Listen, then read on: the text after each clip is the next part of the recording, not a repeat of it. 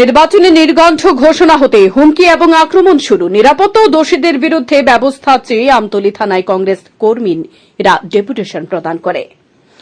অভিযোগ, গত ৪ জুলাই বেলাবর এলাকায় ত্রিস্তর পঞ্চায়েত নির্বাচনের প্রচার সভা সেরে বাড়ি যাওয়ার সময় কংগ্রেস কর্মীদের উপর বিজেপি আশ্রিত দুষ্কৃতিকারীরা আক্রমণ চালায়।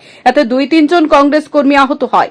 এরপর থানায় মামলা করার পরও এখন পর্যন্ত আসামিদের গ্রেপ্তার করতে পারেনি পুলিশ। তাই বৃহস্পতিবার আসামিদের গ্রেপ্তার দাবিতে কংগ্রেস সদর জেলার উদ্যোগে আমতলী থানায় ডেপুটেশন প্রদান করে কংগ্রেস কর্মীরা পাশাপাশি আসন্ন নির্বাচন যাতে অবাধ ও সুষ্ঠুভাবে সম্পন্ন হয় তার নিরাপত্তার দাবিও জানান তারা।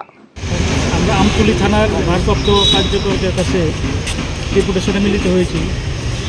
কারণ গত ৪ জুলাই আমাদের বেলাবরের যখন কংগ্রেস কর্মীরা আসন্ন ত্রিস্তর পঞ্চায়েত নিয়ে যখন প্রস্তুতি সভা চালাচ্ছে, তারপরে যখন প্রস্তুতি সভা শেষের পথে যখন বাড়ি রওনা দিচ্ছে, তখন বিজেপি আশ্রিত গুন্ডারা তখন আমাদের কর্মীদের প্রতি বিভিন্ন রকমভাবে হামলায় উদ্যতি করে।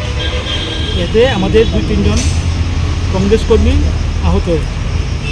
আমরা থানাতে এফআইআর করেছি এবং হাসপাতালে যিনি আহত হয়েছেন ওনার চিকিৎসা করিয়েছি, এফআইআর কপিও দিয়েছি আমরা থানাতে। আমরা আজকে ভারপ্রাপ্ত আধিকারিক নেই, সেকেন্ড অফিসার ছিল, আমরা আমাদের বক্তব্য তুলে ধরেছি যে আমাদের ১ সপ্তাহ হয়ে গেল এখনও আসামি গ্রেপ্তার হয়নি।